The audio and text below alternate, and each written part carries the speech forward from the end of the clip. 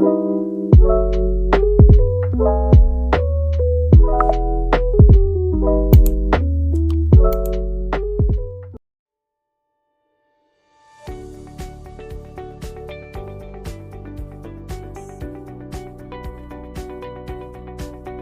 in today's video, we are going to talk about the Universal Declaration of Human Rights.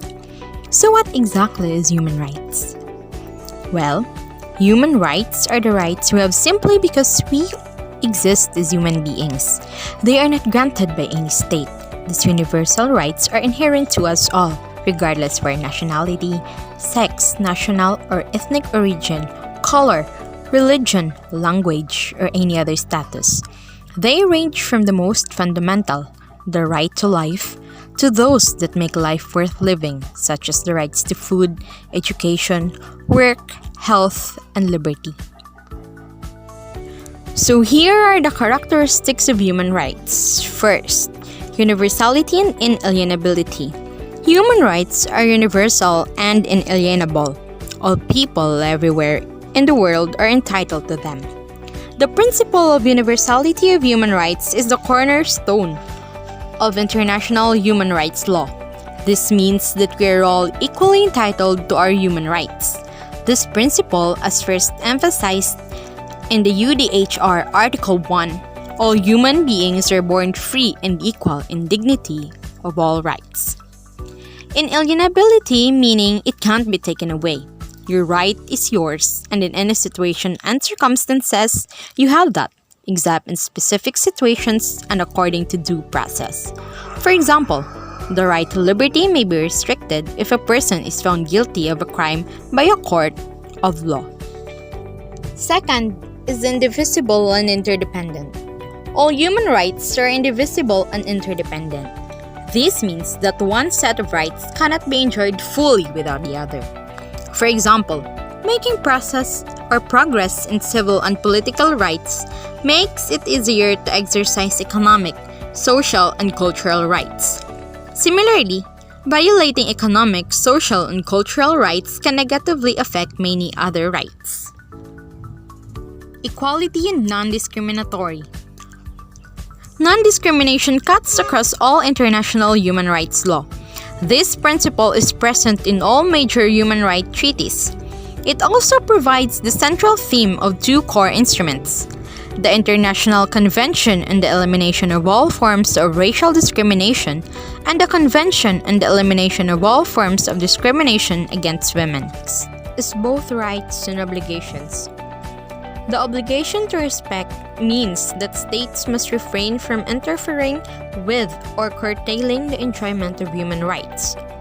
Then, the obligation to protect requires states to protect individuals and groups against human rights abuses. Next is the obligation to fulfill, means that states must take positive action to facilitate the enjoyment of basic human rights. Meanwhile, as we enjoy the rights that we have, we should also pay respect to the rights of other people as well. So what is the history of human rights? Originally, people had rights only because of their membership in a group, such as family. Then, in 539 BC, Cyrus the Great, after conquering the city of Babylon, did something totally unexpected. He freed all slaves to return home. Moreover, he declared people should choose their own religion. The Cyrus Cylinder, a clay tablet containing his statements, is the first human rights declaration in history. The idea of human rights spread quickly to India, Greece, and eventually Rome. The most important advances since then have included 1215, the Magna Carta gave people new rights and made the king subject to the law. 1628, the Petition of Right set out the rights of people. 1776, the United States Declaration of Independence proclaimed the right to life, liberty, and the pursuit of happiness. 1789, the Declaration of the Rights of Man and of the Citizen, a document of France stating that all citizens are equal under the law. 1948, the Universal Declaration of Human Rights. The first document listing the 30 rights to which everyone is entitled and which we are using nowadays. The Universal Declaration of Human Rights, UDHR, or the International Magna Carta for all mankind. This is a milestone document in the history of human rights, drafted by representatives with different legal and cultural backgrounds from all regions of the world. The declaration was proclaimed by the United Nations General Assembly in Paris on 10th of December 1948. The General Assembly Resolution 217A is a common standard of achievements for all people and all nations. It sets out, for the first time, fundamental human rights to be universally protected, and it has been translated into over 500 languages. The UDHR is widely recognized as having inspired and paved the way for the adoption of more than 70 human rights treaties, applied today on a permanent basis at global and regional levels, all containing references to it in their preambles.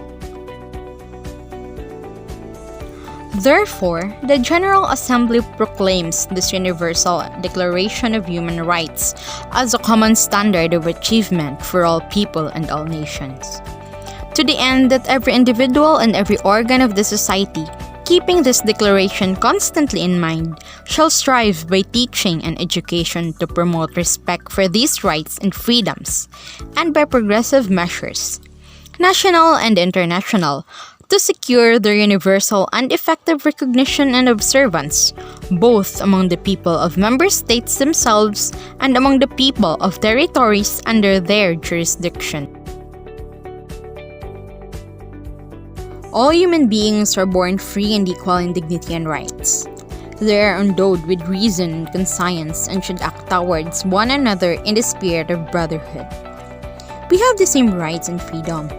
We are all worth it to enjoy life. Thus, we must live with it with respect and understanding about equality towards each other.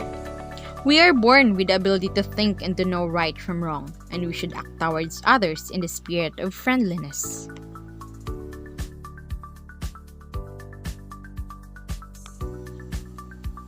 Everyone is entitled to all rights and freedoms set forth in this declaration, without distinction of any kind, such as race, color, sex, language, religion, political or other opinion, national or social origin, property, birth, or other status. Furthermore, no distinction shall be made on the basis of the political, jurisdictional, or international status of the country or territory to which a person belongs to, whether it be independent, trust, non-self-governing, or under any other limitation of sovereignty.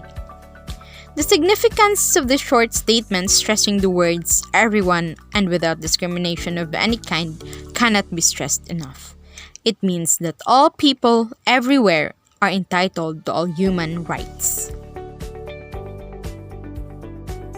Article 3 of the Universal Declaration provides that everyone has the right to life, liberty, and security of a person.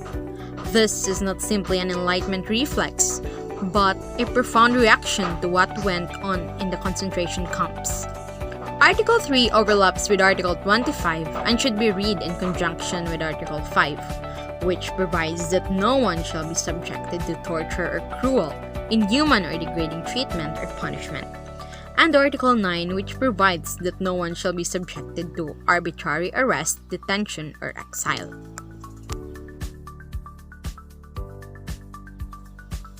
No one shall be held in slavery or servitude. Slavery and the slave trade shall be prohibited in all their forms. Article 4 is clear.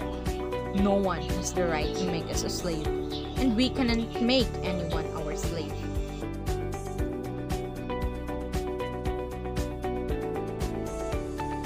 No one shall be subjected to torture or to cruel, inhuman, or degrading treatment or punishment. There is one absolute prohibition in the Universal Declaration of Human Rights that is universally accepted as unequivocal: Article 5's ban on torture. At times, states may have disputed the definition of what constitutes torture, but virtually none now openly defend the practice, even if some still carry it out in what the UN High Commissioner of Human Rights described as some of the darkest corners of our planet. The ban on torture is another reflection of the revulsion against Nazi concentration camps and Nazi medical experiments on living people that so motivated the drafters of the UDHR in the late 1940s. It is further elaborated in the 1984 UN Convention Against Torture, which makes the absolute nature of the prohibition of the torture crystal clear. No exceptional circumstances whatsoever, whether a state of war or a threat of war, internal political instability, or any other public emergency may be evoked as justification of torture.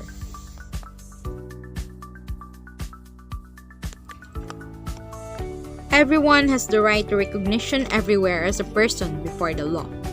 After setting standards for dignity and freedom, the Universal Declaration of Human Rights devotes a cluster of articles to standards for the administration of justice, including what is often known as due process. Roughly one-fourth of the UDHR is devoted to legal human rights. As we have already seen in the late 1940s, the abuses of the Nazi were fresh in the mind of the UDHR's drafters, who thought these provisions would entrench the strongest protection against future Nazi-type human rights violations. And indeed, by the late 1940s, all of these provisions had been incorporated in the legal system of developed nations.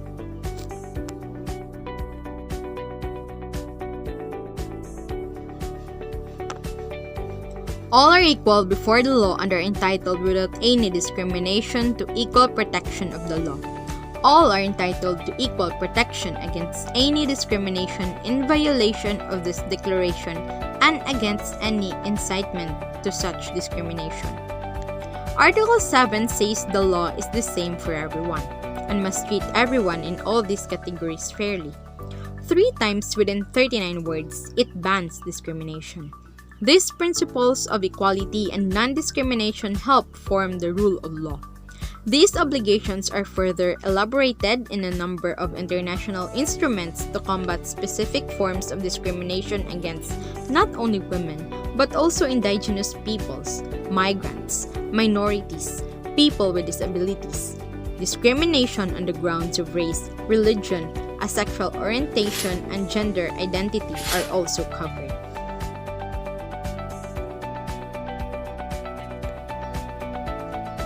Everyone has the right to an effective remedy by the competent national tribunals for acts violating the fundamental rights granted him by the Constitution or by law. The pledge of effective remedy for everyone found in Article 8 is an intrinsic, if all too often neglected, part of the system of providing justice. True peace is not merely the absence of war, it is the presence of justice, said by Jane Addams, the second woman to win the Nobel Peace Prize, said in 1931. Justice is not just about crime and punishment. Fair trials and due process are vital components of any system of justice.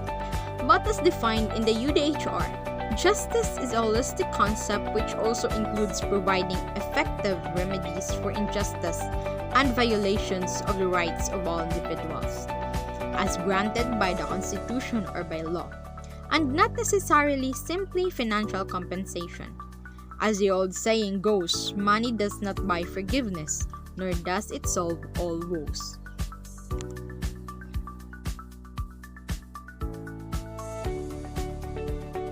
No one shall be subjected to arbitrary arrest, detention, or exile.